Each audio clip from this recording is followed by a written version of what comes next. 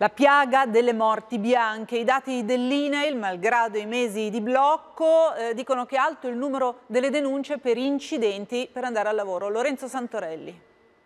Si muore lavorando e si muore andando a lavorare. Gli ultimi ad allungare la striscia di sangue sulle strade sono stati 5 operai nel Piacentino. Il loro furgone si è schiantato contro un tir all'altezza di Fiorenzuola. Nello scontro tutti e 5 sono morti sul colpo. Ogni giorno macinavano centinaia di chilometri.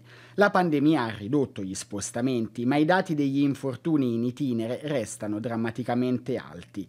Solo negli ultimi 4 mesi sono stati oltre 19.000, in linea con l'anno scorso, ma c'è stato il lockdown. Sui 306 decessi legati alla propria professione, 48 persone hanno perso la vita mentre stavano rientrando o raggiungendo il luogo di lavoro. Cantieri, fabbriche, ma anche aziende agricole e uffici. Sono costretti a fare turni stressanti. Quando si sale in macchina per tornare a casa, con lo stress che si ha addosso, viene meno quell'attenzione che poi non permette di avere una lucidità tale, quindi il più delle volte succedono incidenti stradali. Servirebbero più prevenzione e un cambio di mentalità, secondo Verzulli. Lui stesso fu vittima di un incidente mentre stava andando a lavorare. Dopo aver effettuato un turno massacrante, ho subito anch'io un incidente che mi ha portato praticamente ad avere conseguenze che tuttora mi porto addosso.